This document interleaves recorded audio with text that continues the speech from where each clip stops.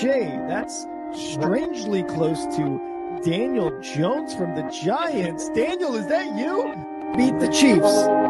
Show me. If the Broncos and Russell Wilson can show me that they can beat the Chiefs, then I will start believing. And the crowd up. And so are this defense, and Kansas City won't snap the ball again. The Denver Broncos have beaten the Kansas City Chiefs. Dave Montgomery on the Lions. Former Bear, gonna make this his revenge game for sure. David Montgomery gets the touchdown that ices the game.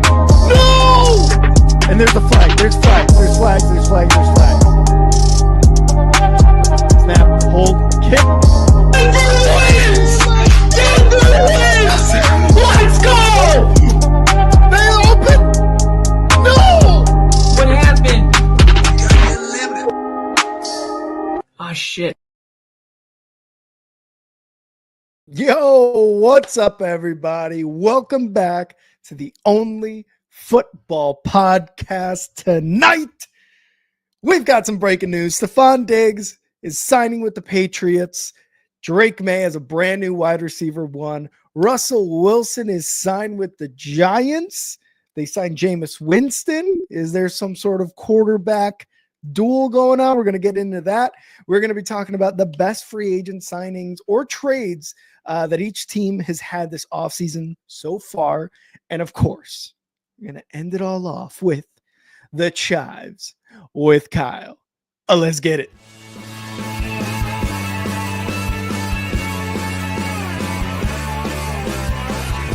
America is football. Football is America.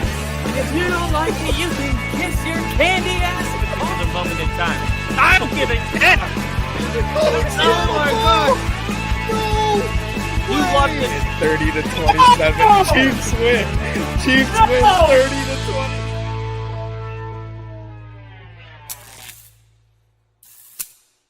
Woo! Ladies and gentlemen, we have the one and only Rick back in the studio. What's up, everybody? Thank you, Kyle. I'm so glad you're back, man. It is like You're telling me. So much has happened, but anyway, guys, you got Rick back. Have a good show. All right, guys, we're gonna talk so much shit about Kyle right now. Like, honestly, the chain, like, really, dude, that pretentious, right? You're gonna fucking just flash your gold on us. Actually, I gotta tell you, so there's a lady in my building. She's probably like 94 or something. Mm-hmm. She is hot. She's in one of those electric chairs, and I went and I helped her out because she had to order a new chair. And like these little things, when you get older, they're big life events. They are big changes. And I just went over and I would help her out and talk to her. And she opened up to me about she lost both of her sons.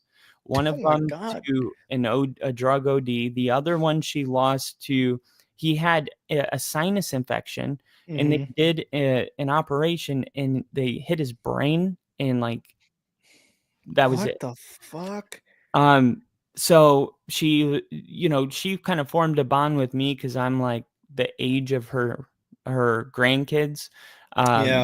And we ended up getting close, and she's like, for whatever reason, she's getting rid of some things, and she was like, "This was my husband's. I want you to have it." What? That's wild. It's not real gold, by the way, because I was curious. I was like, "Oh shit, was her husband a baller?" Yes. It's but it is it says Italy on it, and then it has like that 375, which is like I think it's that like really good silver, but it shines great. I love it. It's and it goes great with my other one, which is real gold, because I was looking for something it's called stacking to stack. Yeah. So but yeah, I'm doing good too. I did my CPO course today. I'm a certified pool operator. I thought a chief petty officer. No, thankfully not. No, I know how to add chemicals to pools. And part of adding chemicals to pool is the pool, it's in a bad condition, and you got to add something to it to make the Yep. pool safe for people to swim in. Mhm. The Giants, the Patriots, some of these teams have poured something into the water, Yep. hoping to turn their season around. And you just broke some news to me because I've been in the classroom all day. Yep. Yep. And I want to start with this because this is going to be an authentic reaction. He told me, I said 2 words, and we started the intro. So Mhm. I'll let you tell me the news. And just to recreate where we were, Yep. this is what happened. He said Stefon Diggs, and I said, Stefon Diggs signed with the team? And he said, you didn't hear? And I was Mhm. like, no. And I said, with who? And he said, The Patriots. Drake Maye has a wide receiver one. Finally, it seems like in New England. It was a 3-year deal, $69 million, 26 million dollars guaranteed. I I mean, it's a veteran wide receiver going to a second year quarterback who started a couple games last year, and not a couple, I would say half the season probably. I don't want to I don't want to make that a small adjustment there. But it adds to it for Drake May, like obviously Stefon Diggs has had his issues. He was injured for pretty much all of last season, last year with the Texans, and then prior to that, it was a lot of what do you call it? Attitude issues, yeah, attitude problems not with afraid the to speak Bills. his mind. Yeah, not afraid to speak his mind, but also Extras. Stefan, shut up. Yeah, like shut the fuck up, dude. Like you're in the playoffs every year with the Bills. Yeah, it's not going your way to a Super Bowl, but like it's a lot better than whatever the hell was going on in Minnesota. But regardless, Drake May is a legitimate wide receiver one now on the roster.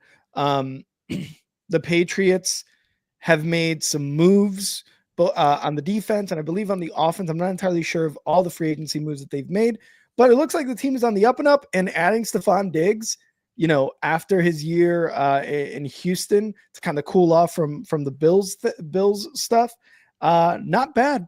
Not a bad move, and he goes to New England who just got Mike Vrabel as a head coach. Um, Again, Drake May, an improved team, I think, through free agency so far, and you still got the draft coming. So initial reaction for me was like, wow, I liked it. I liked the move, especially for Drake May. This is similar to all these young quarterbacks, getting them wide receivers that are either legit wide receiver ones or going to help them in terms of like a security blanket. We're going to talk about, I do want to mention, we're going to talk about the Broncos, a security blanket that you guys got over free agency for Bo Nix. So it's similar, like I loved the move. He's got his issues in terms of talking a lot, but I like Stefon Diggs to New England, especially with Vrabel. Yeah, there's a couple ways to look at it. I think one of the ways from the public perspective, and then you have the Patriots and Stefon Diggs's perspective. But like for the public, it's like, oh gosh, he got sentenced to New England. Mm-hmm. Like, oh, this guy was just with Buffalo competing Mm-hmm. for Super Bowls, and now he's going to the team that is on the bottom 3 worst teams, bottom 4 worst teams in the Yeah. league. Yeah. And he's going to be a part of something. But with Diggs, I think it makes a lot of sense for him on a personal career level. You got to think what he just did leaving Buffalo, going to Texans and playing alongside receivers to the likes of Nico Collins, Tank Dell, Mm-hmm. and then him making it one of the best with Chicago.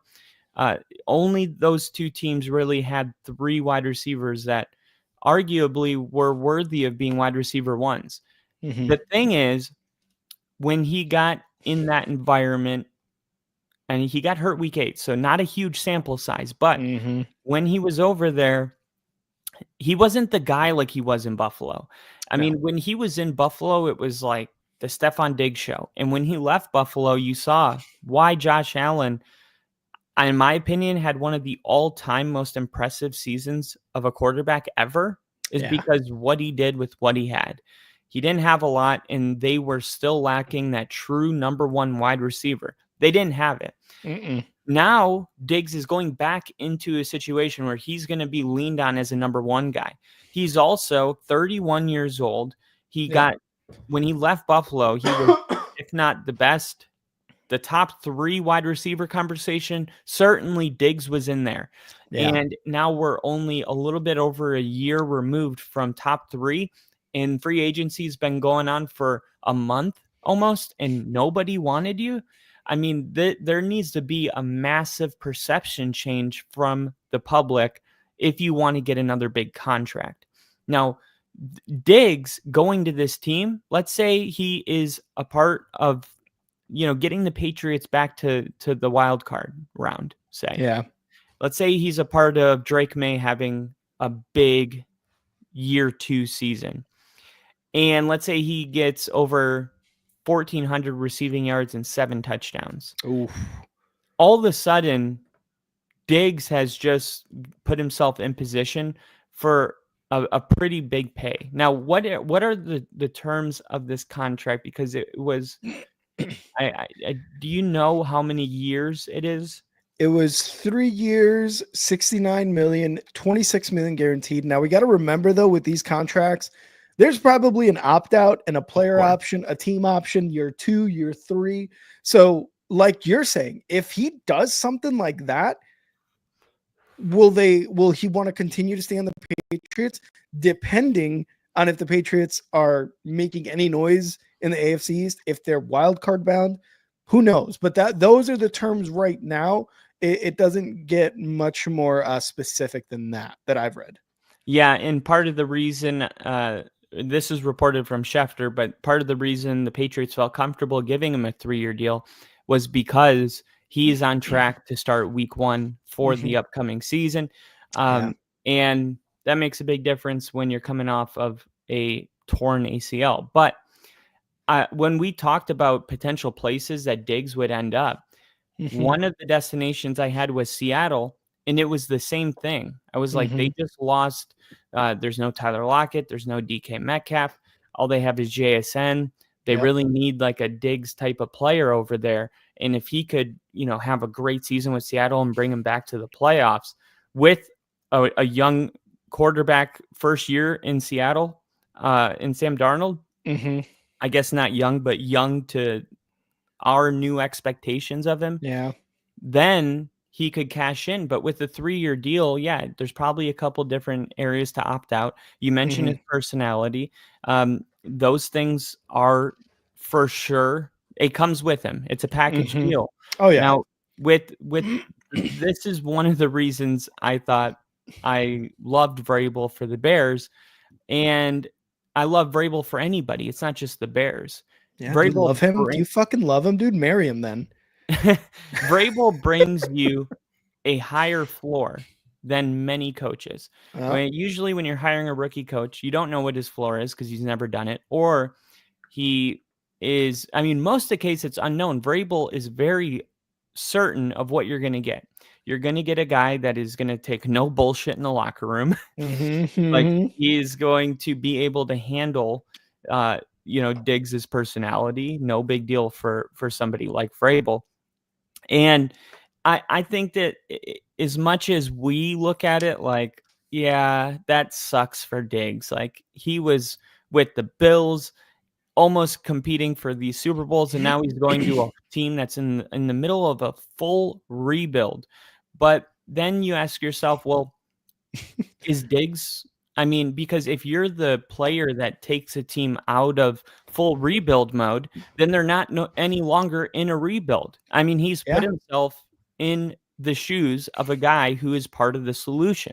Mhm. And the real question that will be answered this season is whether Diggs is still good enough, a good enough wide receiver in the NFL to actually answer that call.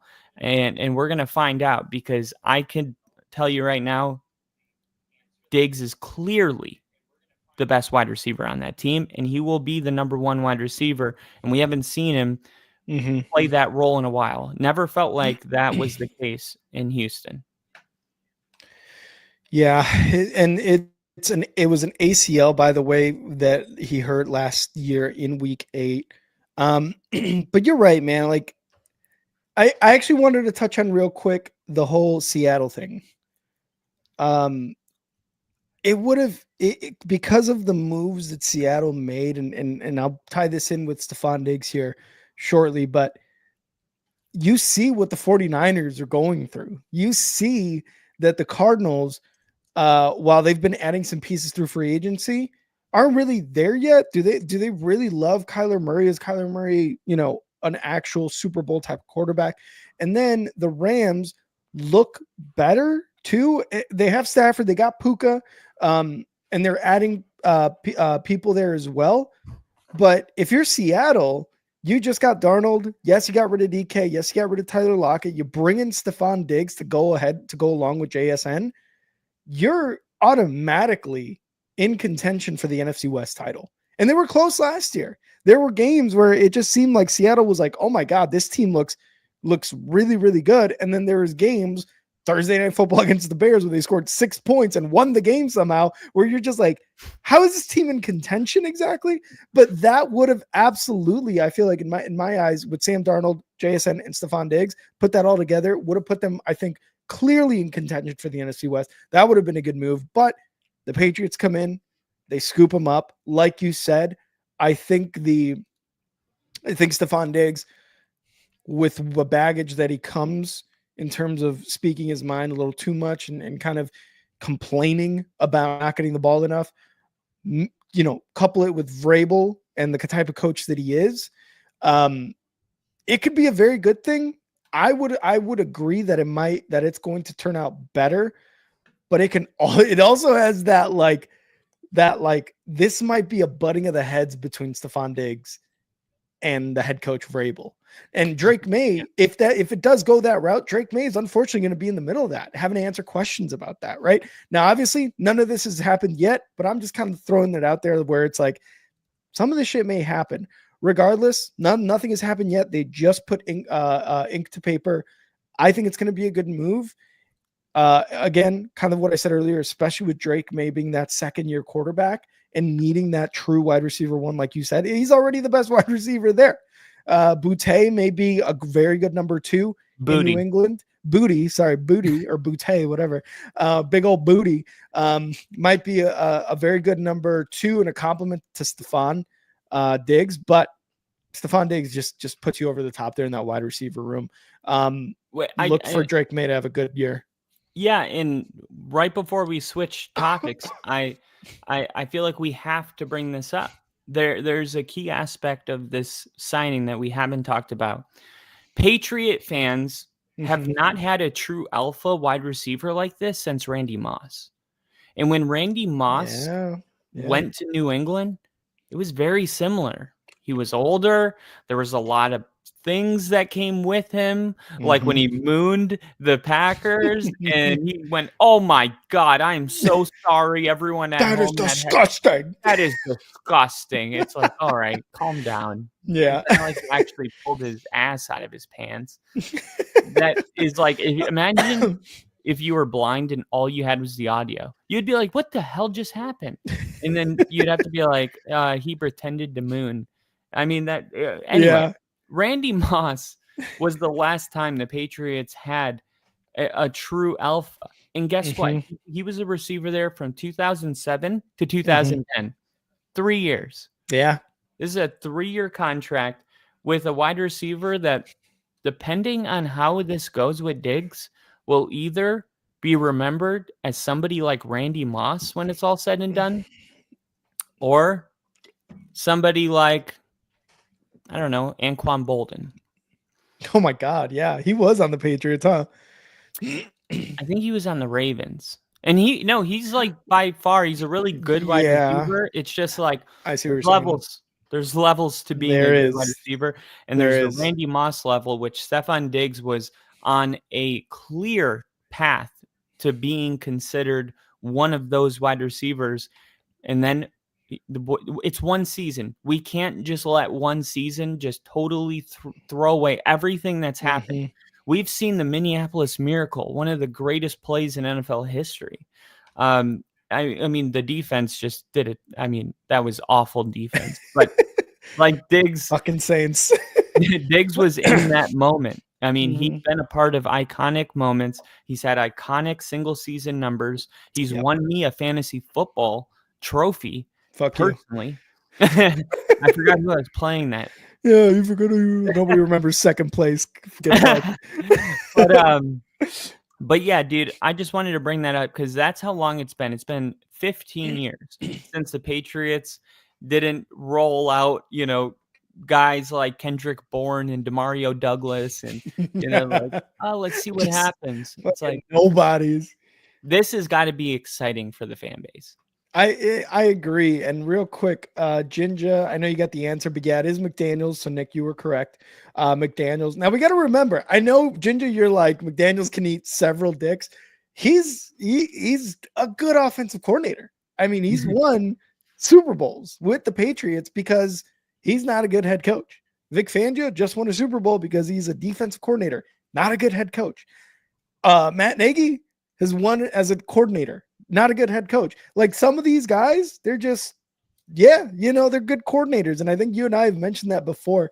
But yeah, man, like I think the fans are going to be very happy about this. And I'm kind of looking at the other additions they've made. One of which I'll talk about once we talk about, the best free agency signings. They got Mac Hollins. Mac Hollins, you remember that playoff game against Kansas City? He went off.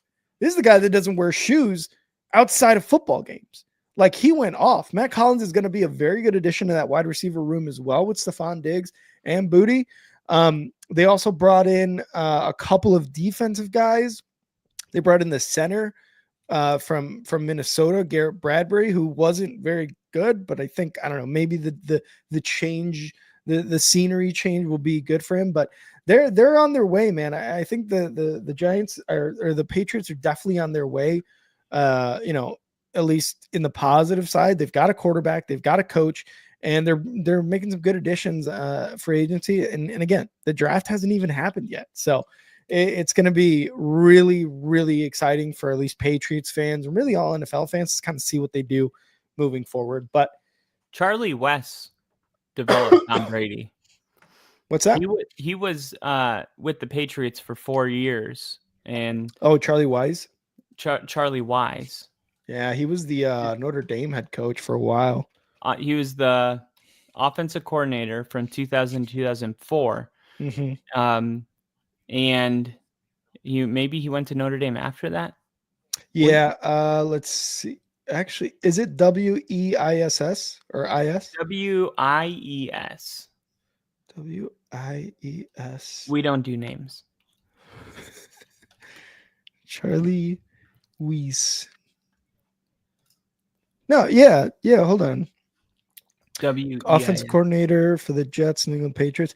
Okay, yeah, because he was the Notre Dame coach, 2005 to 2009, and before that, yeah, like you said, he was in New England, 1999 season, 2000 2004. Yeah, then he got the head coaching job. Yep. So, as much as I was just bringing that up because we're like McDaniels is really, but he didn't develop Tom Brady. We got to remember that.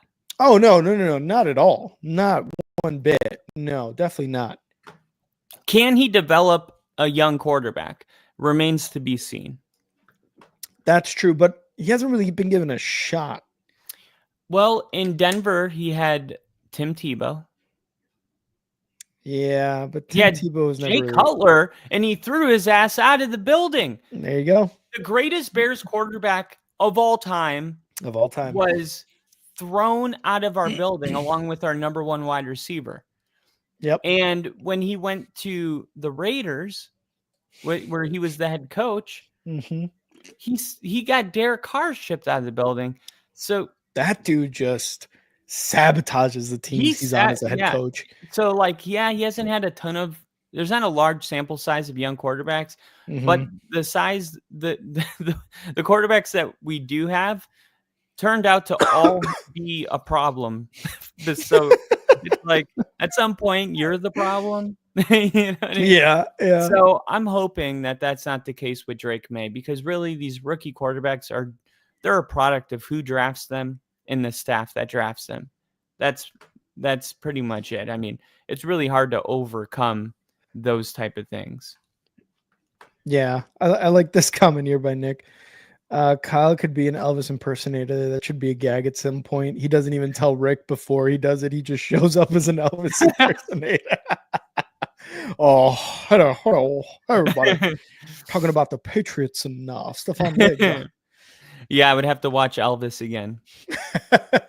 Also, real quick before we move on, Ginger, the honeymoon was sick. It was a long time coming. In more ways than one, I would say. Yep, in more ways than one, I would say.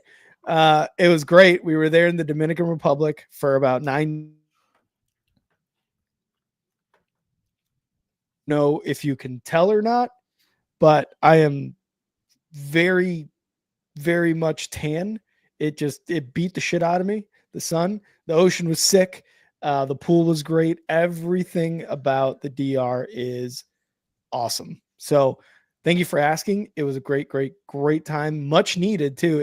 It sucked because not sucked, but it was in the middle of free agency. So I was like, oh my God, all this shit's happening and I can't talk about it. But when you're relaxing on a beach, poolside with a fucking coconut that has alcohol on the inside, you can't complain too much about that. So, no. But I'm just glad to be back. But yes, Ginger, it was a good time. So thank you for asking. All right. So we have a quarterback. We have had two quarterbacks go to this one team that we're going to talk about. And this one team is projected by every mock draft to select a quarterback. Yep. And we believe that quarterback is going to be Shedeur Sanders. So what does it look like? Shedeur Sanders, Russell Wilson, Jameis Winston. Let's start with the Russell Wilson news. Russell Wilson is a New York Giant, as of today. Yep. This was, now I can't be sure, but I feel like I was pretty sure at some point during the offseason that Russell Wilson was going to be a Giant, just based off of remaining teams and that there isn't that many potential landing spots. I mean, that's where Aaron Rodgers is with the Steelers. I mean, it's like, yeah, it's kind of interesting just because they just brought in Jameis Winston and because they're going to bring in another quarterback. But Russell Wilson, what does he bring? I mean, he brings, he still has the deep ball. He still has a big enough arm to push the ball downfield. Yep. Last year, there was a dip in deep shots, 8.1 yards per attempt versus 9.2 on his career.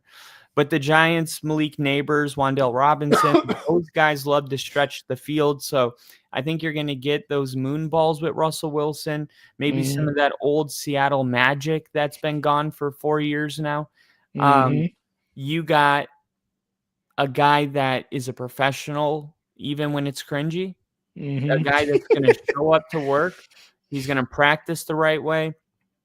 Maybe I don't know if he's still doing his own office and parking. I would assume that is like his first year out of Seattle. Fucking better not. Yeah, his first year out of Seattle, it made sense. It's like, okay, it's kind of douchey, but whatever. Fastest quarterback to 100 wins. Now would be really just like, dude, read the room. You suck. But if you're looking at this from a Giants point of view, it makes a ton of sense. I mean, you bring in two quarterbacks that combined. This is like an iron sharpens iron type of thing. Like, we're going to bring in Russell Wilson and Jameis Winston. Jameis Winston is, I think, the best number 2 quarterback in the NFL. If I had to miss any time, that's the guy I want to come in. And I made this point on Sunday, but I said, dude, like everybody that's like, yeah, but he throws too many interceptions. It's like, okay, all right. Well, you guys have a ton of games where you have a quarterback for like 4 weeks straight throw a Yeah. touchdown pass. So why don't we take it to a poll? Giants fans, would you rather lose a game 45-47 because of a bad late pick, Yep. or Yep. 6-0? Right? I mean, like, come on. This is where you're at right now. You should be happy because entertainment is what fans want. Yep. Yes, Jameis Winston brings the ability to push the ball down the field. Russell Wilson brings experience. He brings, I think, a professionalism that will be good for a rookie quarterback to see, like, okay, this is how you conduct yourself as a pro, with the discernment to know what not to pick up, right? We don't do high knees on the plane, but we do come in early. We don't request our own training staff, but we do train with the staff the team has. Right. So you got, I mean, one quarterback throws too many picks. Now you bring in Russell Wilson, who takes too many sacks. And this is something that should be circled because he took 37 sacks in 2024. Despite showing decent mobility, he still took 37 sacks. And in the Giants O-line, they allowed 47 sacks last year. So this is not like, oh, Russell Wilson's going to be behind a really strong offensive line. He's going to stay upright. No, he's going to be running for his life again. And there's no, at this point in his career, nothing's going to change. All this is bringing guys together and wondering who will rise above in OTAs. There's not going to be a quarterback decision until week 4 ends, week 3 ends in the preseason. And then there's going to be like, okay, who looked better in the preseason? Who, and probably the way it's going to go is one game, you're going to have one quarterback get the whole first quarter. Then the second quarter gets the whole second game, first quarter, third game, first quarter. You're going to have it mixed up like that. And it's going to be a competition. I like it because what do you have to lose? I mean, if I'm Dable, I'm going to be like, who are the best available quarterbacks that we can bring in here that bring value to the team? And also, you brought in another black quarterback. The Giants have never started a black quarterback ever in their history of New York Giants football. It's never happened. Wow. So now there's a double chance. That's wild. Yeah. When I saw that, I was like, are the Giants the only team, or is that like, is there I think so. Is there like 14 of those? Like, they hope there is.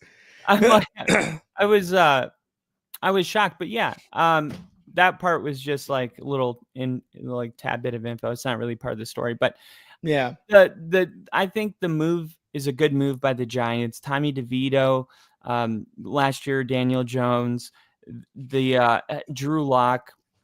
I mean, I don't know what's going on with Drew Lock. He's probably a free agent. I think so. Yeah, I'm gonna look it up. This is how you do it. I think you start thinking, okay, and we're gonna talk in a little bit, and we could even incorporate it now if you want about Jameis, because like he brings that guy that's like, I'm just happy to be here. I just don't want to let my team down. Like, he's such a team guy.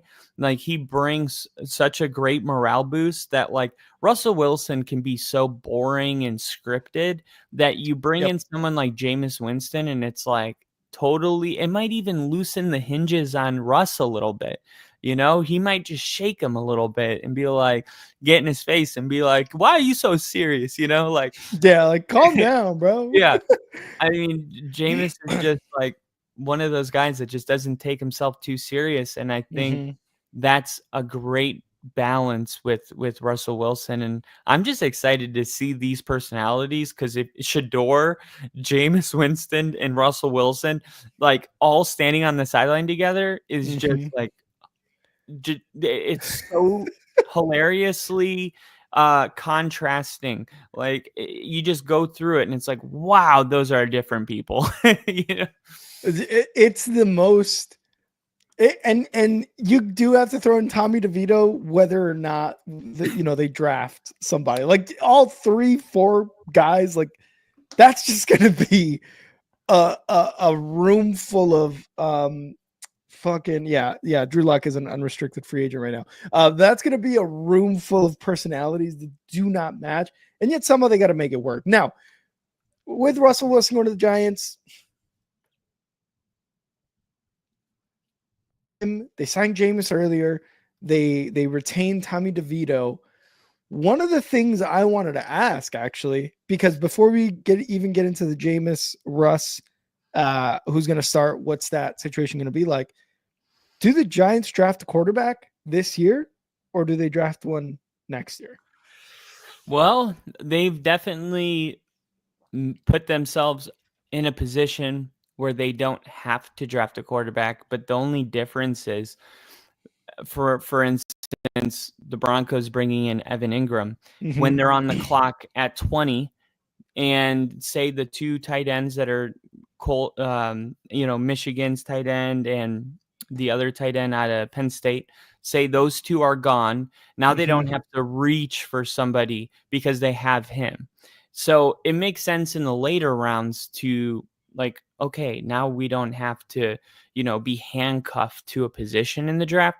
But when you're picking number 2 overall, it's like there's no scenario where like or 3 overall. I don't think there's a scenario where the quarterback that you want's not there, because we know that Cam Ward's either going to go 1 or Shador Sanders is going to go 1. And then the next one you will have available.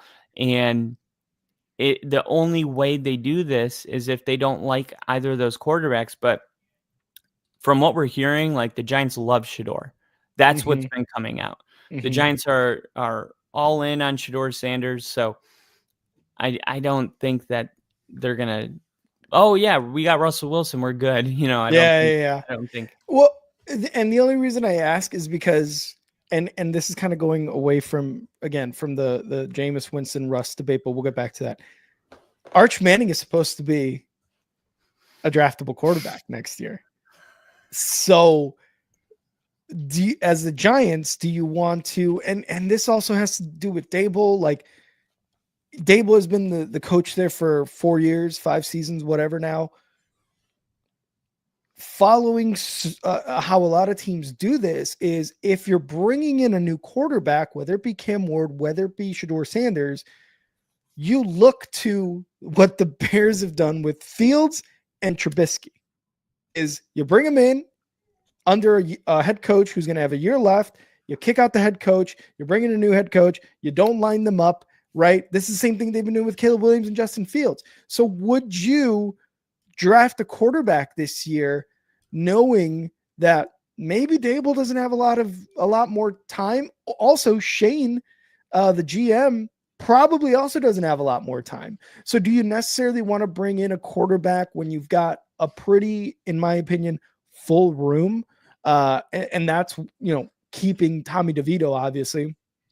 So would you want to bring in a Shador Sanders or Cam Ward, knowing that those are really the only 2 quarterbacks that are supposed to be difference makers in this draft? And we know that's not always going to be true. You look at Bo Nix and Michael Penix being picked to experts way too soon, and then them actually showing up that year and being really, really good and people being surprised. So we know it's not necessarily true, but Shador Sanders and Cam Ward are the top 2 quarterbacks. And really the general perspective is that they're the only first round quarterbacks this year. Whereas you have Drew Aller, you've got Arch Manning, you got the guy from Tennessee, you got Carson Beck from Georgia or Miami. I forget where he's at now. Regardless, you've got quite a few more options next season. So if this season doesn't go as well with Jameis Winston, with Russ, or with even Tommy DeVito, let's put him in there, do you necessarily want to bring in another quarterback for that kind of situation that the Bears have found themselves with the last 3 quarterbacks they've drafted? I don't think so. I honestly, they might not draft a quarterback, in my opinion. I thought they were, but I look at that situation in New York with the Giants and think, if I was a Giants fan, I would not want them to draft a quarterback right now because, yes, Dable seems to be a good head coach for a year with Daniel Jones when they made it to that wild card round. But other than that, obviously the GM got rid of Saquon. They paid Daniel Jones a stupid amount of money to not play for them. So Dable, while he may be a really good coach, the GM thing, I don't know. I don't know how that team's going to go. So I don't know if they're going to bring in a quarterback or not. I really do think they're going to go the year with Jameis and Russ. Well, I don't think so, but I think also that Brian Dable is, what we can't forget about him is, I don't think he's on his last year. I think when you look at the Bills turnaround when he was with them, what he did with Josh Allen, and then you look at the success that he's had with just underdog rosters. I mean, he took a 6-11 team in 2001 to a wild card win over Minnesota the next year and made Daniel Jones look good and good enough to pay him $40 million, a year, which is a little bit insane. Nobody liked that deal, though.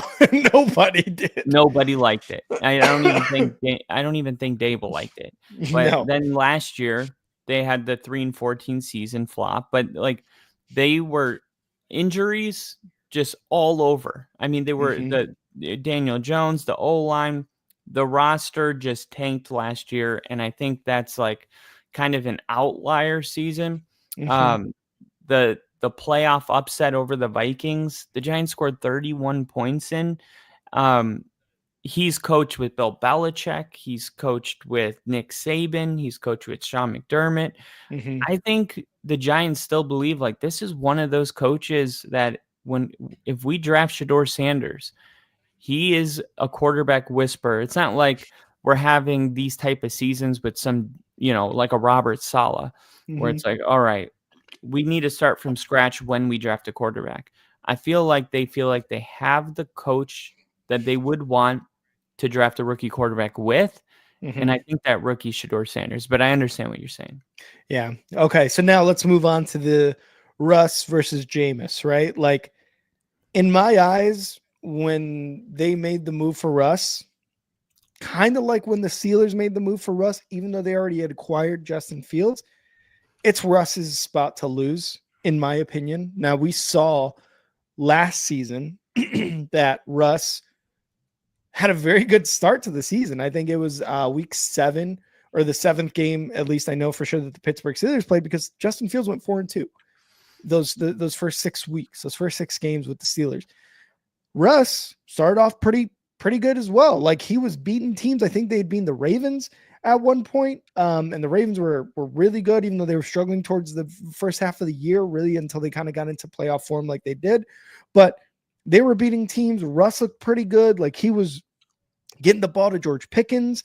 It seemed like it was a good connection there with Russ and the Steelers. And then it was like the last 3-4 games of the season where it really, really went bad and went south.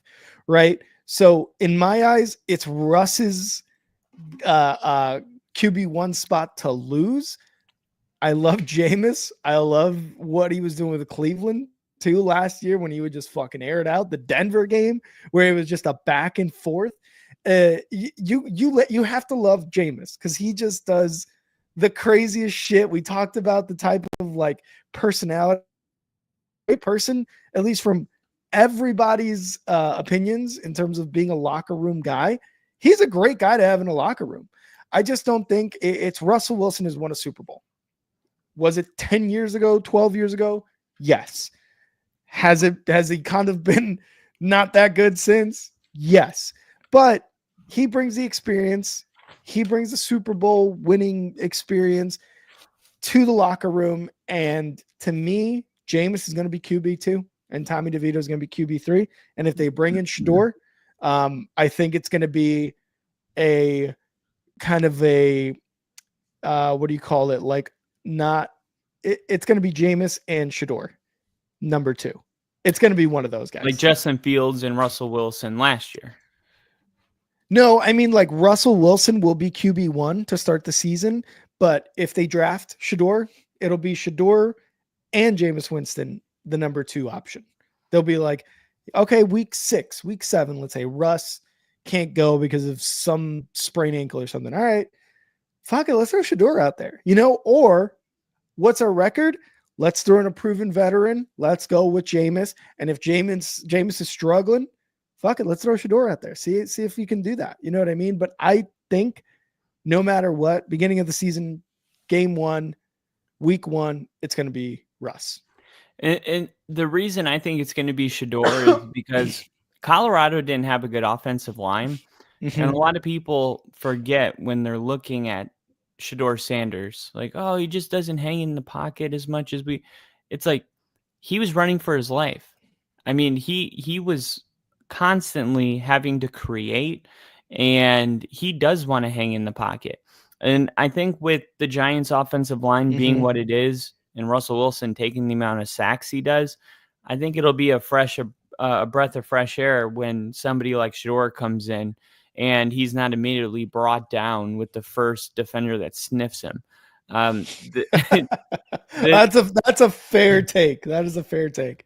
But like, besides that, there's the potential of Shador not getting drafted, and it's just Russ and Jameis. And if that's the case, I would expect them to start Russ. And it would be one game at a time. It wouldn't be like, yep, this is our guy. It would be like they might have to pivot by week 3. It's just week to week type of thing. And then, of course, like depending on how the preseason goes and the rapport, the receiver, Malik Neighbors is probably like, man, like I can't even build my rapport with the quarterback. I don't even know who it is. That's true. And Malik Neighbors, we knew what he did last year. You saw the numbers he put up before he got injured. Ginger does come up with a very good point.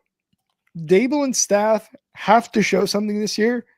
So if they draft Cam Ward, Shador Sanders, again, I think Cam Ward's going to go to the Titans. Obviously, we'll see what happens. But if they don't start a rookie quarterback, then Dable and co are pretty much gone, is what Ginger's saying. I understand that, but you don't make the signing of Russ without at least having a competition, in my eyes. Like if it's going to be, if they're keeping the quarterback room, Russ and Jameis, I think it's Russ, but I don't see them not having a competition. Russ, I don't think should be guaranteed anything. You're not going to be guaranteed a starting job. Again, you haven't been good for like 2-3 years now. And it goes back to, his time in Denver. There's a lot of times where like you're just saying, he stays in the pocket, but as soon as somebody fucking just drags a finger across on an attempted sack, he's going down. So I think absolutely there's got to be a competition between at least him and Jameis. Although, again, I still think Russ will do that. Even if they bring in a Shador Sanders, I still think there's going to be a competition. Ginger, I know what you're saying. I just don't think you bring in a Russ on, even though it's a 1-year deal, to basically say you're going to be the number 2 behind Shador Sanders or whatever. I just don't know. The only reason that I would push back and say maybe they did is, and this is the only thing, and we can move on, but it's the timing of it. Like if this was something the Giants were like, okay, plan A, we're going to go with Russell Wilson. Like I feel like right when he was available, it's like, go get him, or we would even hear stories like Russell Wilson's working with the Giants on a deal. This kind of felt like, hey, can we get Russ in the building? I mean, call his agent. Like, what are they asking for? And what would that look like, Russell Wilson with somebody like a Shador. It just, to me, it feels more of an afterthought than plan A. And that that's all I would add. I don't I know got what you. that means or even if it's true. For all I know, they've been working on the money part for this entire duration. It's just It's fair. we haven't really heard any leaks or anything. True. True. I just, again, I don't know. It's going to be interesting because of Jameis and Russ being in the room right now and the Giants overall pick. Like, I just, in my heart of hearts, I think they're going to go with the room that they have and try to go for Arch, try to go for Drew Aller, try to go for Carson Beck or the guy from Tennessee. I forget his name right now. Next year, but it's like Dable and Shane have to figure something out. Regardless, we'll kind of put a pin in it Oh, you're there. talking about Nico, Iko, what? I will Wamea, some shit Io like that. Malivia? Let I'm me see. Olivia. I just saw the fucking name. I Arch am Drew Aller. I am Olivia. Uh Nico, I am Nico, Olivia. I'm Olivia. I'm Nico, I'm Olivia ass. Olivia ass. There we go. That's what it is. But yeah, that's the guy I'm talking about from Tennessee. Yeah, for sure. Okay. Um, And we had one more free agent signing, if I'm not mistaken, and that is going to be our final topic. mhm. The last one we got.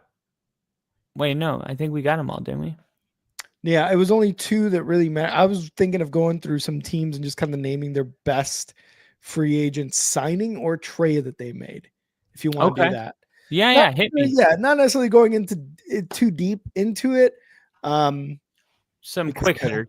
yeah, some quick hitters. All right, I'm gonna go in an alphabetical order, and Arizona Cardinals. All right, the thing, the player I think that they really hit on that's gonna improve them, Josh Sweat, former Eagle, won the Super Bowl, 4 years, $76.4 million contract, 8 sacks in last year, had 11 sacks in 2022 with Gannon as his defensive coordinator, who is the coach of the Cardinals. Cardinals had the 8th worst quarterback pressure rate and the 20th ranked rush defense. I think Josh Sweat is going to help them in both categories. And that's why I think the Arizona Cardinals, that's their best signing that they had this free agency so far for me. I'm going to go Baron Browning. Baron Okay. Browning. The Broncos ended up, well, they traded a 6th-round pick for Baron Browning in the middle of the season last year, but he was only under contract to the end of the year, and then they made sure that they didn't lose him and gave him a 2-year $15 million, I think it was.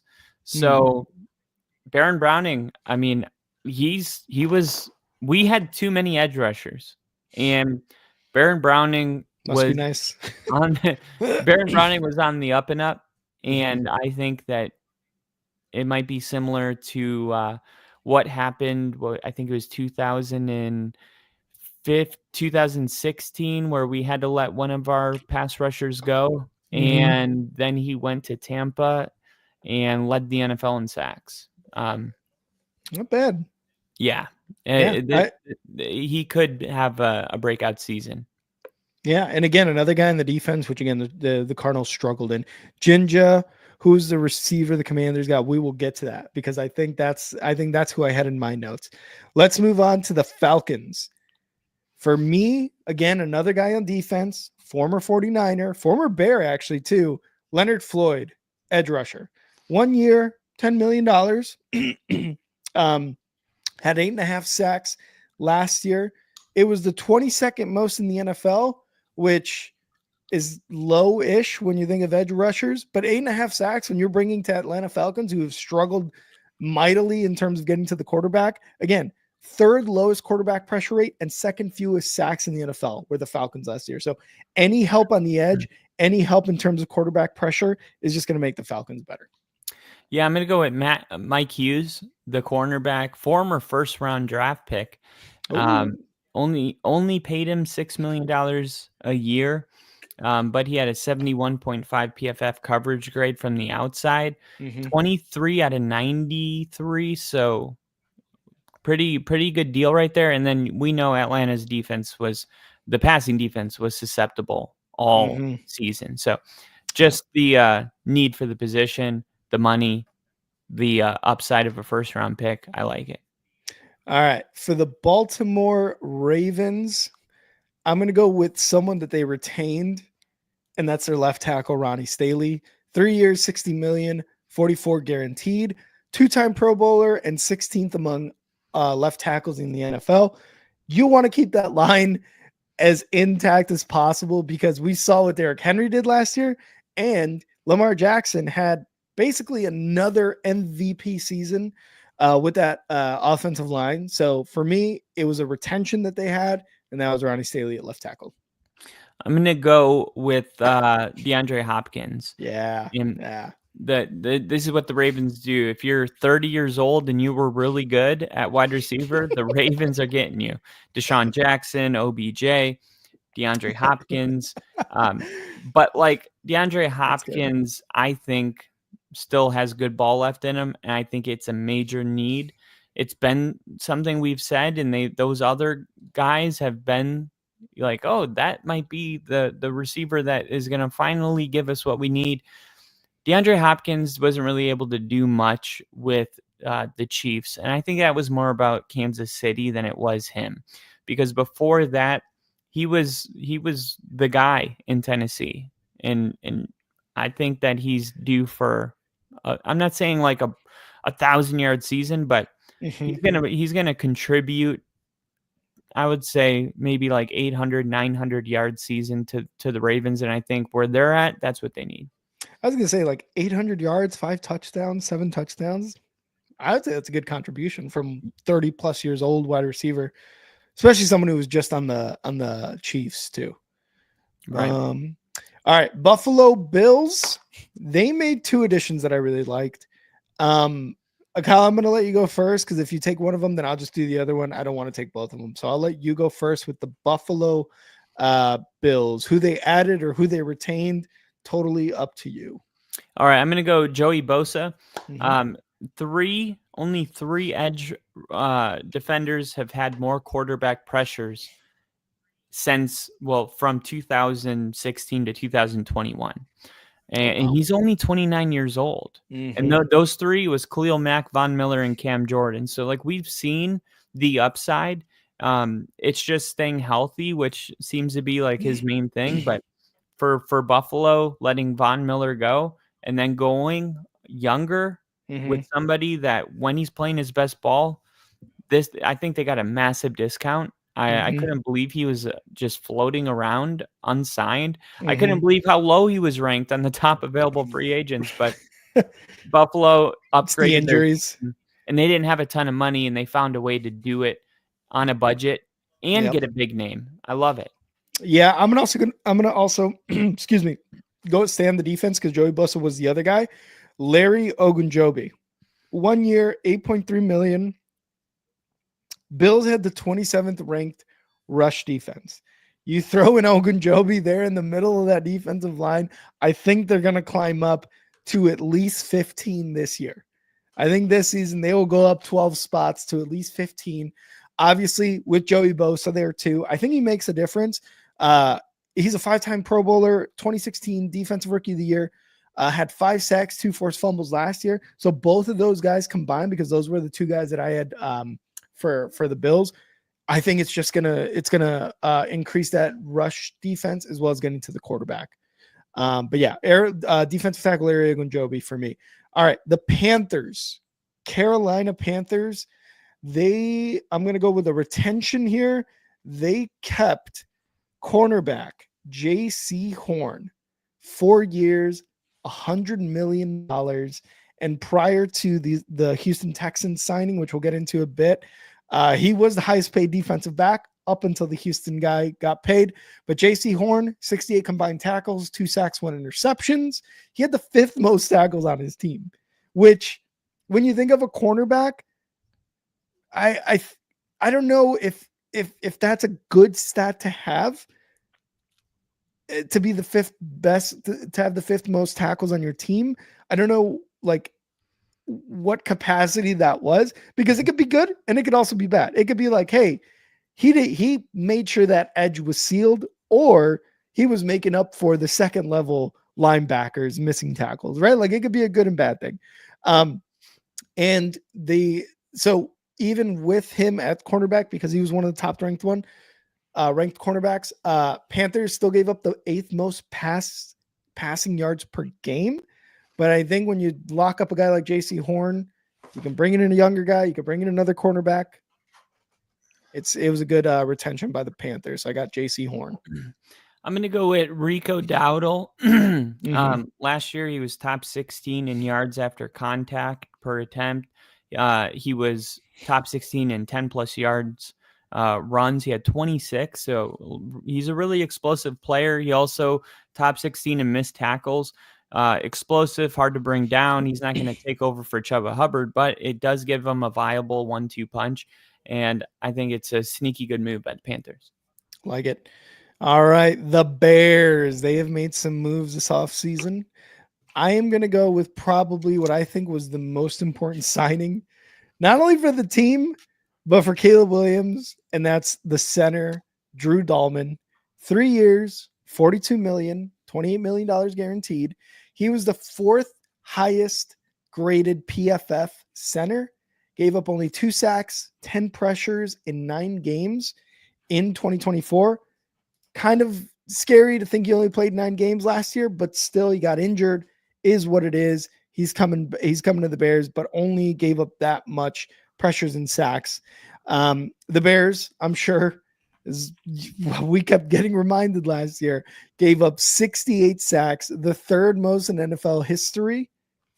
So to add a center after Ryan Bates just kept getting fucking ran through like a goddamn tissue paper. He was our tissue paper center last year.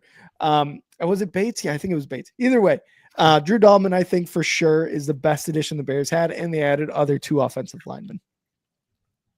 I'm going to go with Dayo Obedebingo.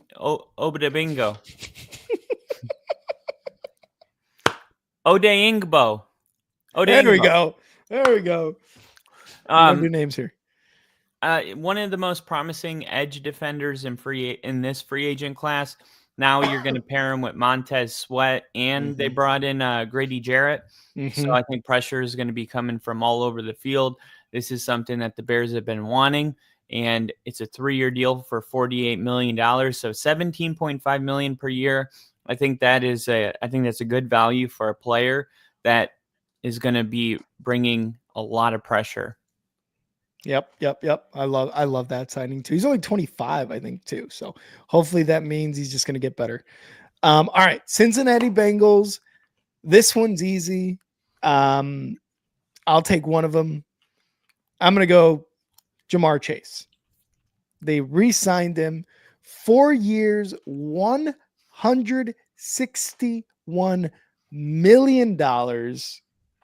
I mean, he's the highest paid non-quarterback. He had 127 receptions, 1,700 yards, 17 touchdowns. Like, he is a wide receiver 1. If he continues at the pace he's at, it's no doubt he's going to be a Hall of Fame wide receiver. And you also made your quarterback very happy by keeping his number 1 option. I'm going Jamar Chase here for the Bengals. I'm going to go with Oren Burks, linebacker from Philly. Now you got Sam Hubbard, who decided to retire. The defense, the offense hasn't been a problem. The defense is terrible. So as much as those re-signings were really good, we don't really know if it's going to age well. We know the players are worth the money, but we know the Bengals have an issue with defense. So fresh off of a Super Bowl win, getting a guy to come in, and it's a $5 million contract over 2 years. If you look last season, his best work was actually in the playoffs. He Mm-hmm. could be the Zach Bond of this year for the Bengals, Oh, and yeah. he's going to be, asked to take the starting role. The only reason we saw him in the playoffs because he filled in for um, Nakobe Dean when Mm-hmm. he got injured in the playoffs, and then he came in and finished as the postseason's highest graded linebacker. So I think it was a sneaky move, and I think it's a really good one for the Bengals for where they're at. I like it. KC 40.25 million a year, which technically makes him the highest paid. I think it's for Jamar Chase. So 161 over 4 years. Yeah, I think it's like 40.25 million, which I think that 0.25, that 250,000 extra a year put him over JJ. I think Jay Jettas. I don't know. I don't know exactly. But yeah, right around 40 million. We'll say right around 40 million. All right. The Cleveland Browns. This one again was easy for me. Uh it was a retention, and it's Myles Garrett at 4 years, $160 million. 2023 Defensive Player of the Year, 102.5 career sacks, 24 tackles for loss last season. This guy wanted to compete, but if you haven't learned already in the NFL, you're going to learn today. It's all about the money for these guys. It is all about the money for these guys. I could point to like 2 or 3 guys that the Bears have signed over the last 20 years where it's been like, yeah, it's been about the money. Julius Peppers being one of them, and Khalil Mack being one of the other ones. It's like it's a really compete. Okay, yeah, you do, but also the money is something that is like generational wealth. So you're gonna go with the money. So for me, it's Myles Garrett for the Cleveland Browns. I'm going to go with Devin Bush. This is Mm-hmm. a former first round pick, somebody that was amazing with Tampa. They got him in Cleveland for a 1 year deal. He finished as the ninth highest graded linebacker last season in the NFL. They managed to re-sign him on a $3.25 million deal, which is ridiculous cheap. Mm-hmm. So the upside's incredibly high, and this could be the NFL's best linebacker duo with Jeremiah Karoma and now Devin Bush staying. This could be a really dangerous duo, but they did a good job getting Devin Bush for another year. The money's insane. Oh yeah, 100%. I'm trying to look at the contracts here for EKC. Mahomes, or no, sorry, 55, 52. I think Trevor Lawrence, Joe Burrow, Josh Allen are all making an average annual salary. Oh no, Dak Prescott's making 60 mil a year. So he is the highest. He's the highest paid quarterback. All right, let's move on because we got to move on. All right, that was the Browns. Let's move on to the Dallas Cowboys, which we were just talking about Dak. For me, it's going to be a retention that they had. Defensive tackle Osa Odigizua, 60 quarterback pressures last year, which were the second most in the NFL, 12.3% pressure rate and 4.5 sacks. He got a 4-year, $80 million deal, $52 million guaranteed with the Cowboys. They're keeping people, or actually, yeah, they retained their defensive tackle. They might not be going all in, but at least they're keeping the guys that produce. So I'm going with Osa there. I'm going to go with Jack Sanborn, Oh, somebody okay. that PFF had number 200 on their big board prior to the draft. Then he went undrafted. Then the Bears had him. Mm-hmm. And he's a really good run defender. And he also had a 70.0. I'm not going to say it was super high, but 70.0 PFF grade for an Mm-hmm. undrafted player is Mm-hmm. pretty good in Yeah. 2023 and 2024. He was really good in college as well. I think the Cowboys are going to be able to offer him more snaps than the Bears could. They have Mm-hmm. a depleted linebacker room. And right now, and this is my main kicker, the Cowboys have one of the worst run defenses in the NFL. So Jack Sanborn, it's a good move. Yeah, and former Bear, not only that, but he goes back, he goes to Dallas where Eberflus is the defensive coordinator. You know, there's the Yeah, relationship there. yeah. So I think it'll help. All right. Moving Jack on. Sanborn, former Bear, gonna Former make Bear. his revenge game for sure. I think the Bears play Dallas next year too. I have to double check. We're So gonna it's gonna do it. be it's gonna be Sanborn and Eberflus. So that'll be fun. All right, Kyle, I'm gonna let you go first on this one. The Denver Broncos. Go ahead. The Denver Broncos one is hard, but I got to go with Evan Ingram just because Mhm.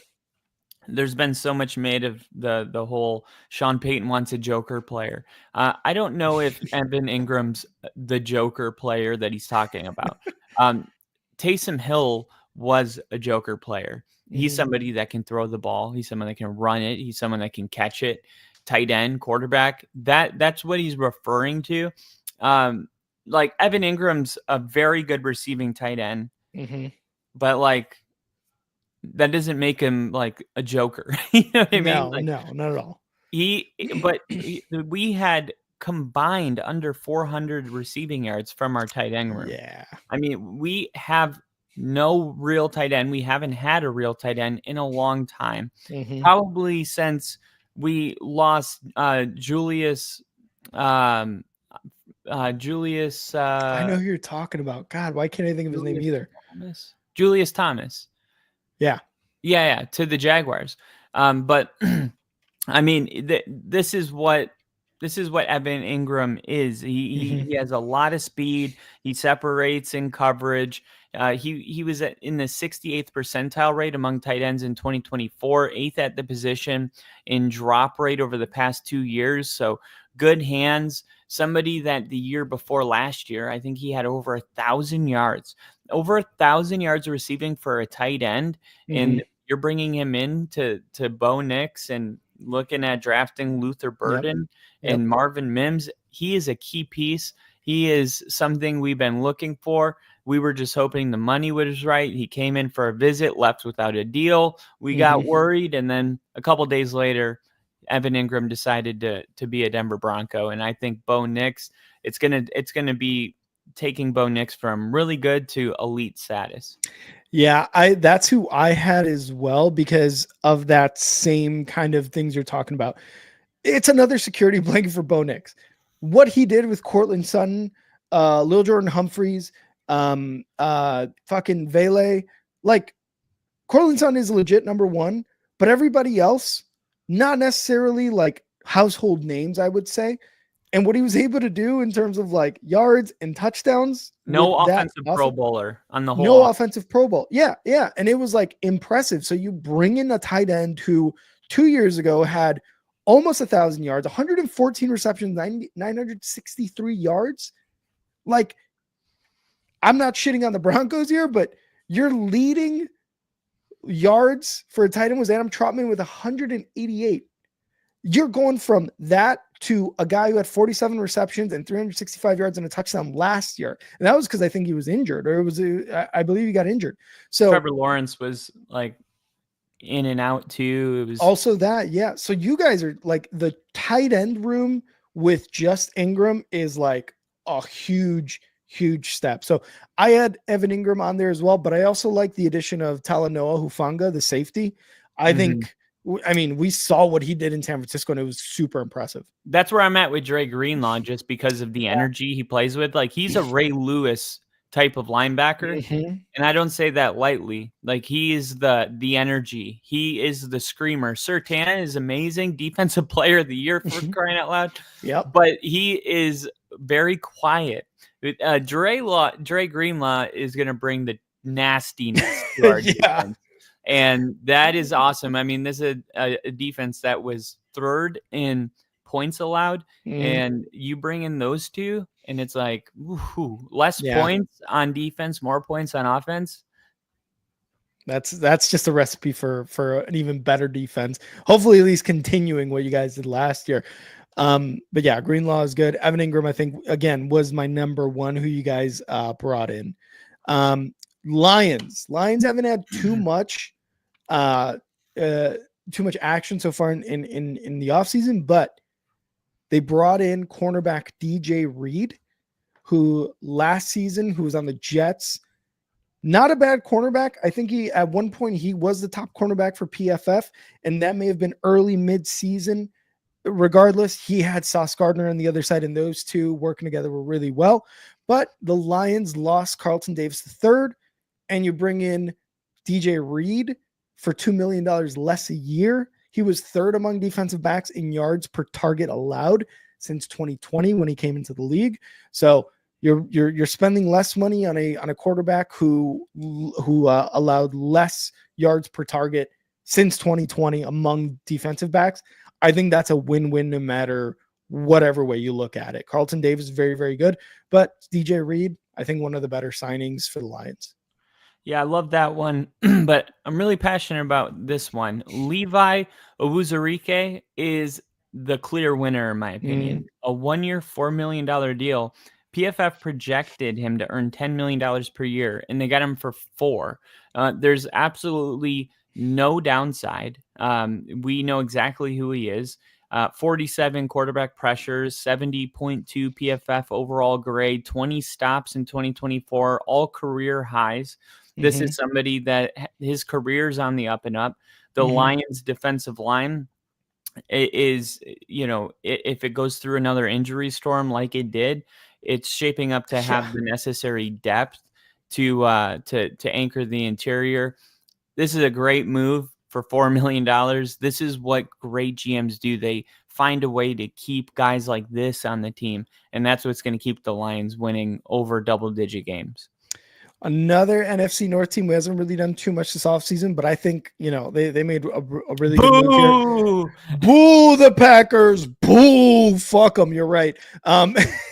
For me, it's going to be the signing of Aaron Banks, offensive guard, 4 years, $77 million. Since 2023, 1 sack and 897 pass blocking snaps. The Packers are. Did you hear me, by the way? I don't know. I froze there for a sec. I heard pass blocking and then snaps. Okay, 897 pass blocking snaps. Since 2023, Aaron Banks has only allowed 1 sack. Wow. So the Packers are bringing in another guard who's very, very good, fucking elite level, really, for the last 2 years. They're going to continue to invest in protecting Jordan Love.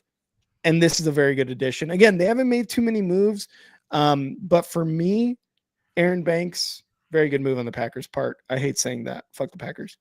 Yeah, the Packers haven't made too many moves. I mean, only 3 external free agents, 2 on pricey contracts that provide no room for upside, and then 1 joins a crowded receiver room. But that leaves me with Brandon McManus, who I got to just say, this is my guy, because first off, he was really good with us. And Denver has a long history of getting, Jason Elam to Matt Prater to Brandon McManus. Like we don't play, kicker carousel in Denver. We get a guy, we keep him for 15 years, and then we move on. This is one of our guys that we got rid of what felt to me a little early. He went to Jacksonville, kicked for them, and then they cut him, and the Packers picked him up. And then a couple weeks later, Brandon McManus is kicking the game winner against Jacksonville for the Packers. Yep. And then the week after that, he had to kick another game winner. I think there was like 3 weeks in a row where Brandon McManus, who had only been there for 3 weeks, had either given them a go-ahead score with like 30 seconds left or the last play of the game field goal. But he just had ice in his veins. I was like, man, this is nerve-wracking for this guy. He just got here, and the moment wasn't too big for him. And for someone like Green Bay, who hasn't had that consistency with a kicker in a long time. Look, Mhm. when you find it, you keep it. Sometimes it's just juju and emotions, because why was Brandon McManus not having the kind of success he was having with Green Bay? With Jacksonville, it's better Mhm. weather. It makes no Mhm. sense. But for whatever reason, Brandon McManus in Green Bay is in a good mental space, and he's making his kicks. So you keep the guy that's doing it. All right, moving on to Houston, the Texans. I said we were going to talk about this. JC Horn, $25 million a year. I'm going with the Texans retaining cornerback Derek Stingley on a 3-year, $90 million deal. Makes him the highest Boo! You paid already did a defensive. cornerback. Makes him the highest paid defensive back at 30 mil per year. He had his first all-pro season last year. He was the number 3 overall pick 4 years ago, whatever it was. He had 18 pass breakups, 54 tackles, 5 interceptions last year. In coverage, he only allowed opposing quarterbacks to an average of a 51.2 passer rating against him. The Texans, I don't believe, have made too many moves. Actually, they've made quite a bit of moves in terms of retaining and signing. But to me, for Derek Stingley, I mean, it's just such a good move. Again, he came off an all-pro year last year, so the guy is legit. The guy is legit. I was telling Ginger it's too cold to smoke cigs in Jacksonville, or too hot. Cold weather and cigarettes just make more sense. Facts. I'm going to go with I was kind of torn on this one, but I'm going to go with Derek Barnett. 1 year, $4 million deal. I think for the Texans, the off-season vision's clear. Construct a new offensive line, continue to utilize 1-year contracts, free up some money like they did with their offensive lineman. I'm blanking on his name right now. Laramie Tunsil. Laramie Tunsil, yeah. Jeremy? Laramie? Laramie. Laramie Tunsil. Laramie, yeah. Most of the team's free agency additions are locked in for only 2025, and that includes Derek Barnett. But he had a 13.8 pass rush win rate since he joined Houston. That's a top 35 mark among edge defenders. And usually top 35 in the league, you're not looking at a 1-year prove it deal. That's like a 3-year, $5 to $7 million a year. And he was able to get one year, $4 million deal. His 73.9 PFF run defense grade in 2024 was 16th at his position.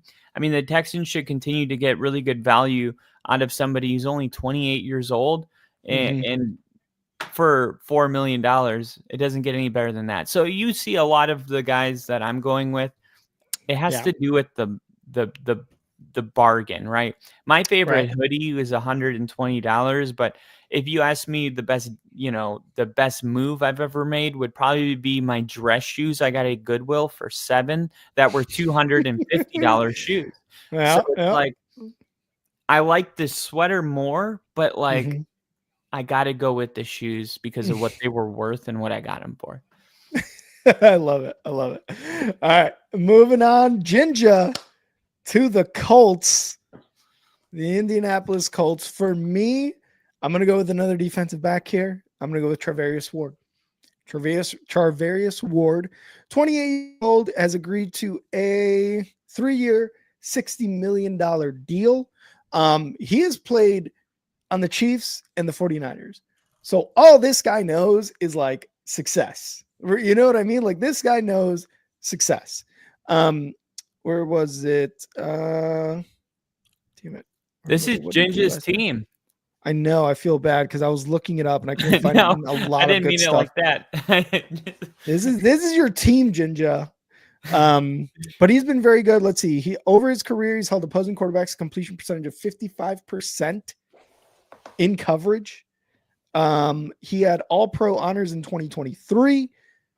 I think that secondary has shown, I mean, it hasn't been good for the Colts. So adding a guy who's won a Super Bowl and has been to multiple Super Bowls, I think is just going to be great for that Colts team. So Ginger, you got a good cornerback there in Charvarius Ward. He's a little bit on the older side, but cornerbacks have shown that they can last up until at least like 32. Stefon Gilmore's still in the game. Or older corners in Indianapolis, because they had Stefon Gilmore 2 years ago. Yeah, and he was like 31, something like that, and he's still in the league too. I think he just got signed somewhere else. But either way, for me, Charvarius Ward for the Colts, good signing. I gotta go for me, and you guys might laugh. I'm fully serious. I'm gonna go with Daniel Jones. Yeah, I knew it. Look, it's a 1-year deal. It's only $14 million. I say only. He is one of the highest paid, backup quarterbacks for right now, it seems, in the NFL. So the money, not so great. But if he becomes a starter, I mean, the upside here is obvious. If he wins the starting job over a guy that looked worse than, he looked like a high school quarterback. Anthony Richardson was missing wide open reads. He didn't have it. He did not have it. He made up for it with his athleticism. He will lower his shoulder, run you over, and he will make a big time throw. And then he'll miss a bunch of other stuff, make bad interceptions. And it's not going to be that crazy for Daniel Jones to win this job. And if he does win the job and he guides Indianapolis to new heights, this was a team that, with this terrible quarterback play, still won 7 games. And that's quite frankly, it's the reason that they had to get Jones, because now they're drafting at 20 or where are they drafting? I had it written down here. Was it? 12. They're drafting at 12. There's no Cowboys? Bo Nix in this draft to select at 12.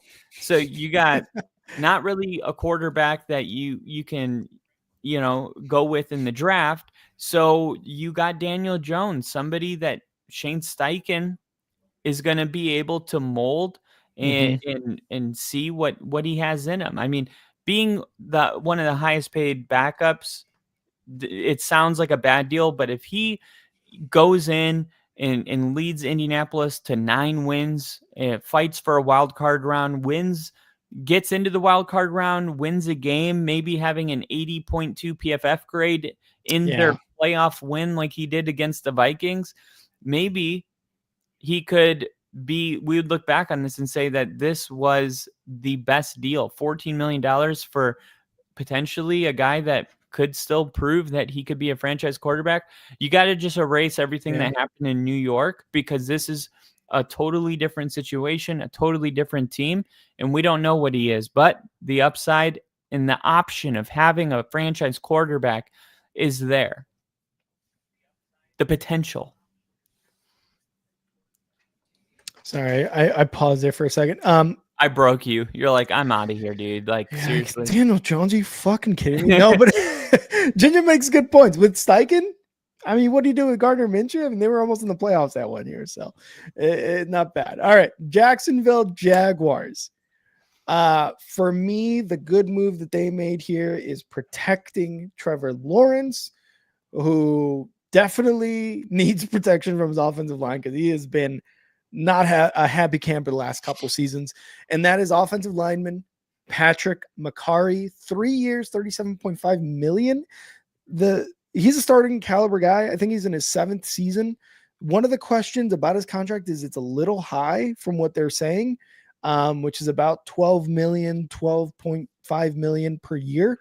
But the thing that McCarry brings is versatility. He has started at every position on the offensive line for the Ravens. And ever since he's been on the Ravens, the Ravens have ranked either 1st, 2nd, or 3rd in rushing yards per game among NFL teams.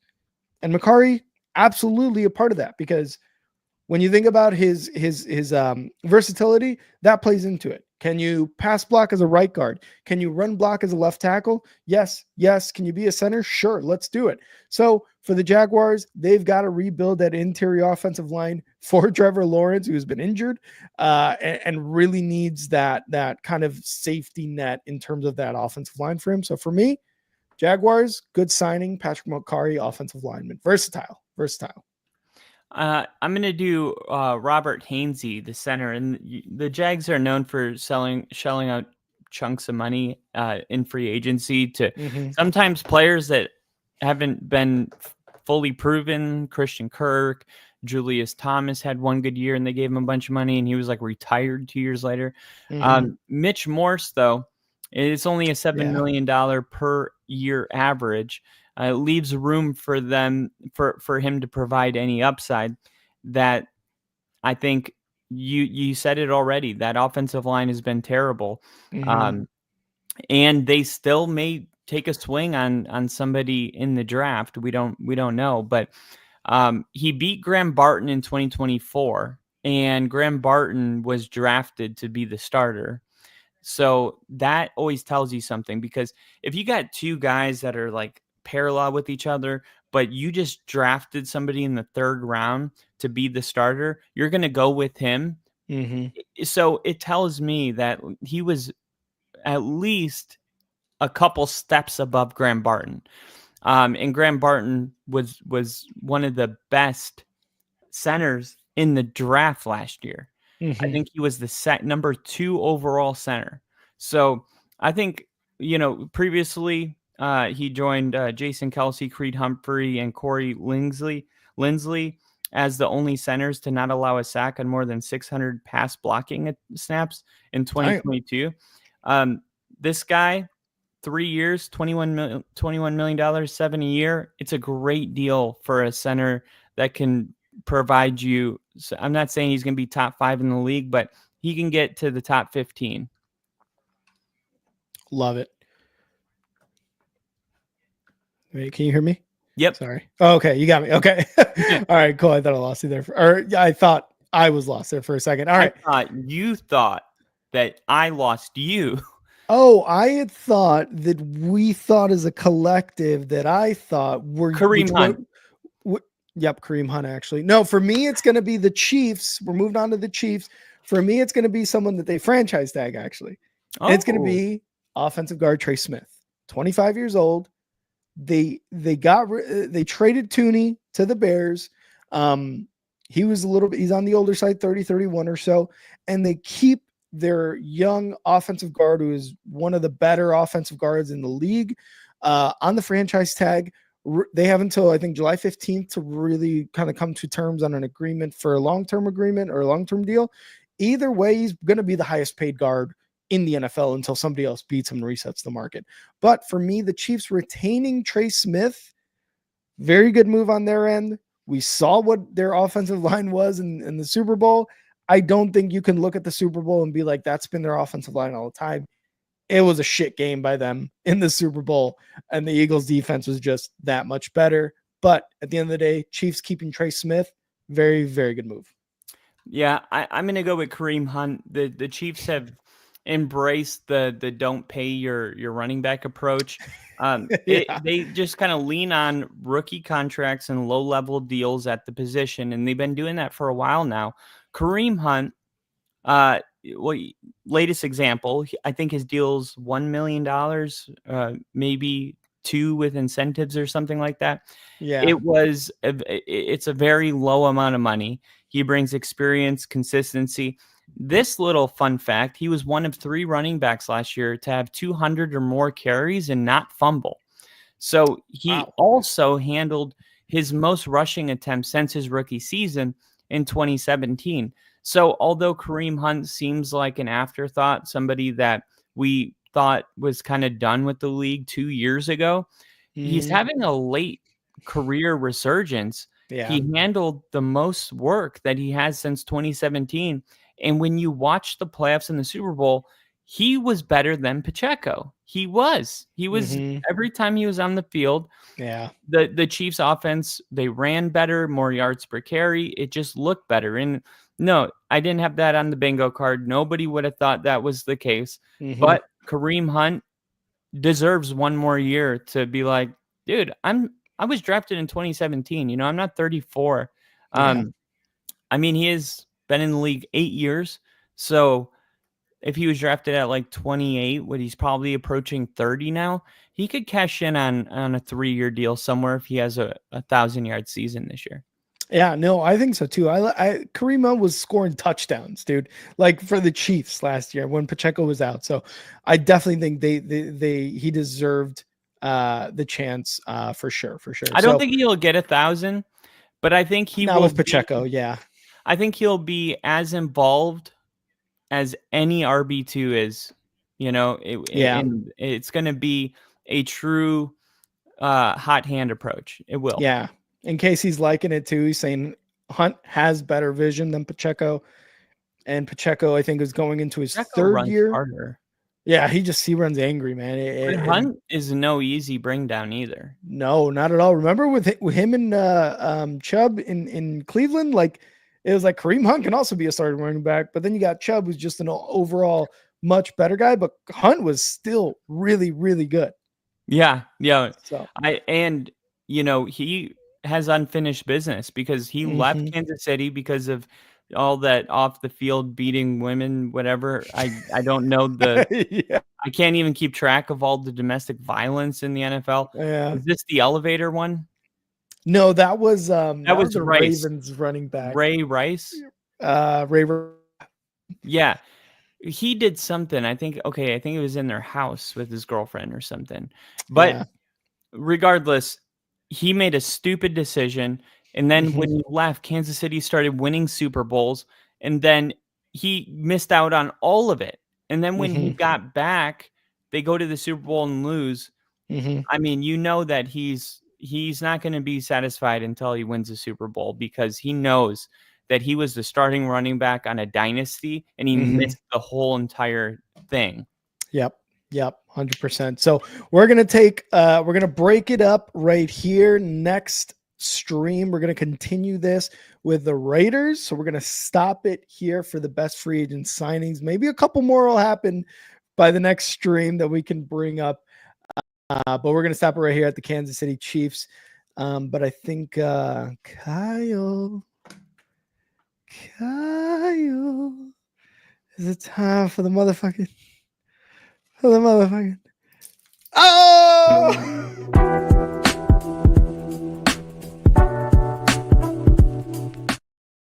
That was so baller.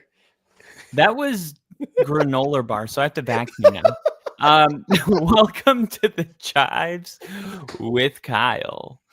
All right. So they did a 4-round mock.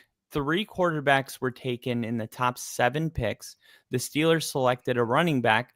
Makes sense. I won't get into it now, but one of the signings that I loved more than any, like we do our favorite for each team, but my favorite overall arguably is Najee Harris to the Chargers. And I hate that I love it because it's the Chargers. Yeah. But it makes so much sense, and we'll talk about it tomorrow. But the mock draft went like this. In this mock draft, this was created by Chad Reuter, who's a draft analyst.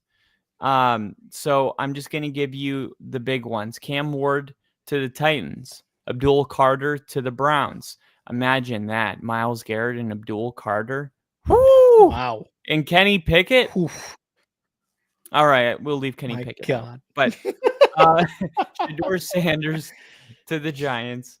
Travis Hunter to the Patriots. Ooh.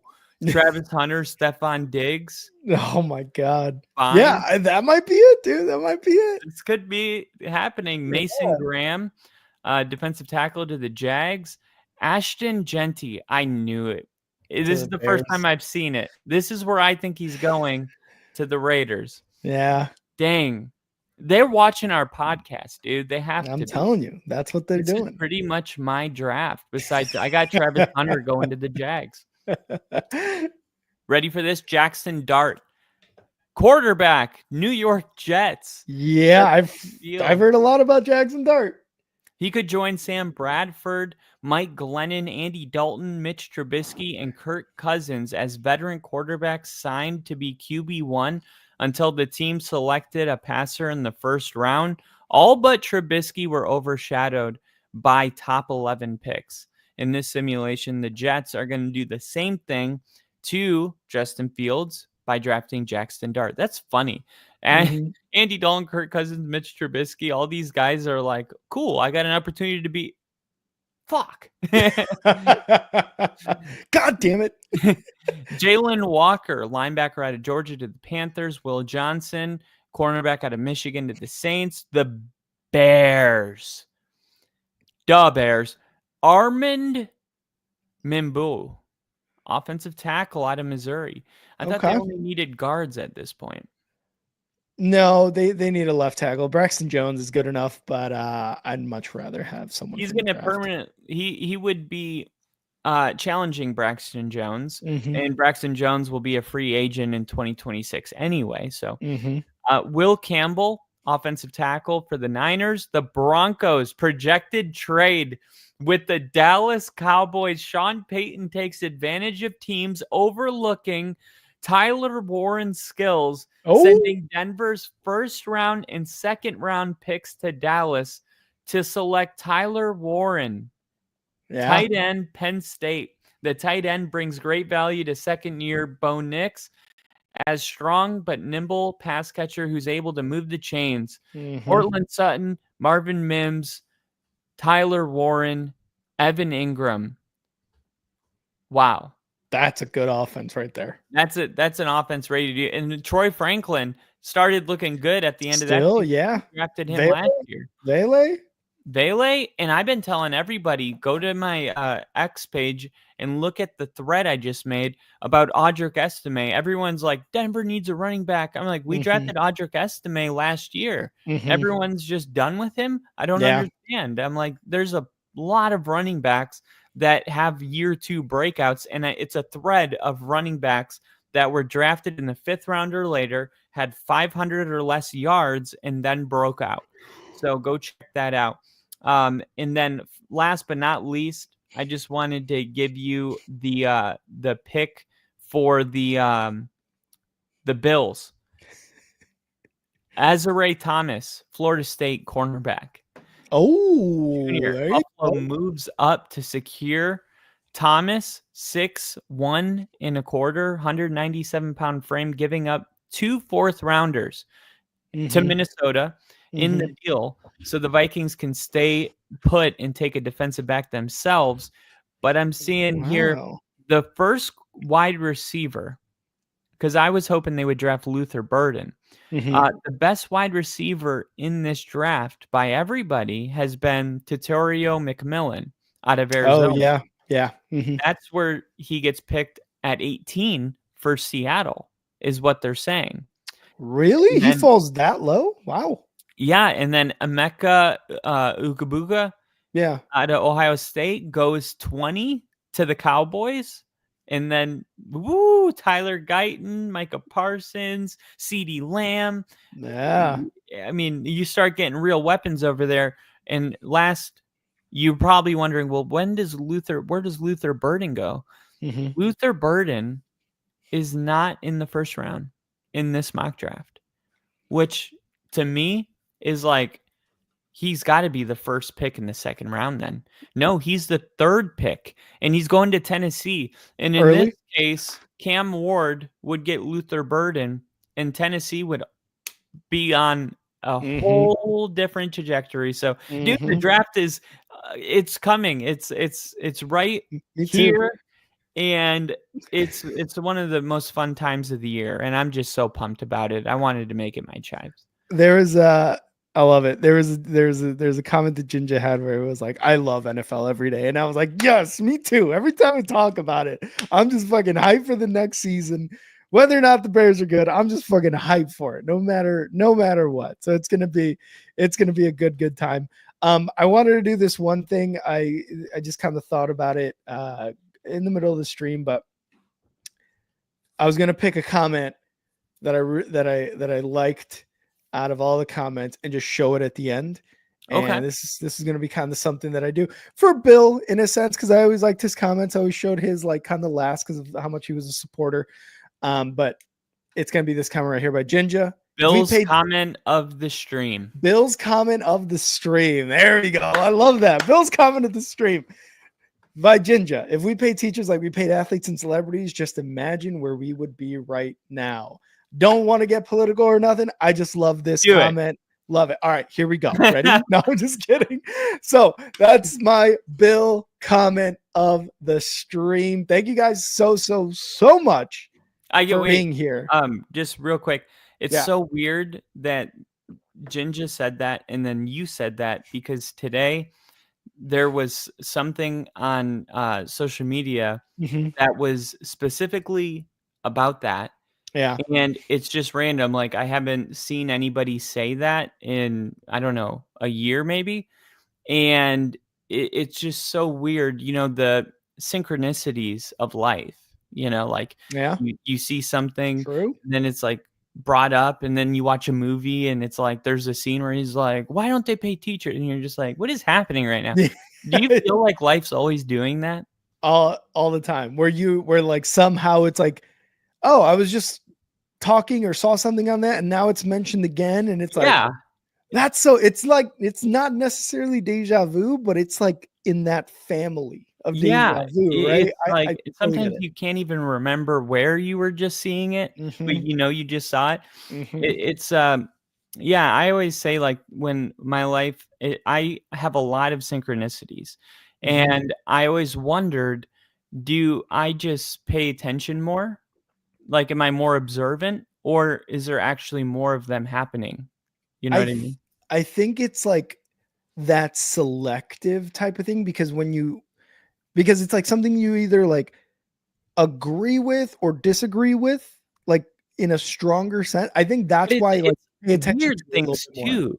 Like, it's like, because there's a part of your brain that, like, if you buy a yellow car, you start seeing all the yellow cars around you. Yep. You say There's Jeep, you start seeing more Jeeps Yep, around, shit and like that. Yeah. that's like a real part of your brain. Like, you focus on what you feel, and Mhm. you feel, what you're talking about, what you're Mhm. discussing. Yep. But there's also just like weird ones where it's like uh an actor that I didn't know from the 70s, and then I'm watching Sunday Morning on CBS, and they're like, today we're going to talk about that actor, and I'm like, what? Yeah. You Yeah. know, and 100%. I always felt like that means you're on the right path when that's happening. Oh, kind of like it's coming in for a reason almost. Like, hey, you thought about it and it's like we're talking about it now because you're on, like you said, like it's on the right path. I like Yeah, that. I kind of like the way just you're kind thinking of about that. like, even if there's not like a deeper meaning, it's just like, hey, we see you. Like, It's like the universe saying, like, yeah, we got you. yeah, Yeah, yeah. yeah, yeah, We yeah. know we know what you think. I like it. I like it. Ginger, love you too. Love you too, Ginger. But that is Bill's comment of the stream. I'm going to show it there at the end once we get out of here. But thank you guys again so much for being here. Casey, Ginger, Nick. By the way, Ginger, Casey, Kyle and I, like last week, went back to the first ever live stream that Kyle did. That was for that Rams Raiders game. And we saw this second both you guys came in to the stream and we're like, there's Ginger. And then it's like, KC is in here. Like, there they are. This is fucking awesome. Like, we I actually watched that can go back to after. that.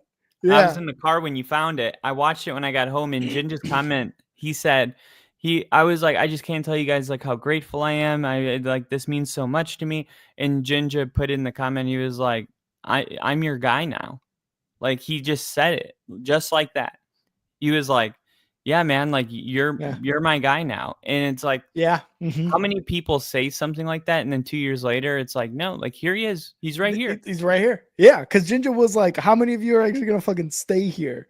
And like, not only like and subscribe, but actually stay here. And Ginger stayed. So I just wanted to throw in that little nugget for you guys because I know it was like a really cool moment for Kyle and I when we saw them. We're like, "There's KC, there's Ginger. Holy shit!" It was really cool. So I want to throw that in there. But thank you guys so much for being here again, Nick, Ginger, KC, you guys. Appreciate you guys being here during my first stream back in like 3 weeks or so. Really glad you guys could be here for it. Other than that, go and follow us on X at and now Rick and at NFL with Kyle. Go follow the only Football Podcast on X at Only Football Pod. Please hit that like, hit that subscribe button, hit that share button here on YouTube, on Twitch, or on X. We would really, really appreciate it. Tell a neighbor, tell a friend, tell a random person walking by your house, by you. Just let them know about the Only Football Podcast. Other than that, again, thank you guys so much. Kyle, you got anything before we skedaddle up out of here?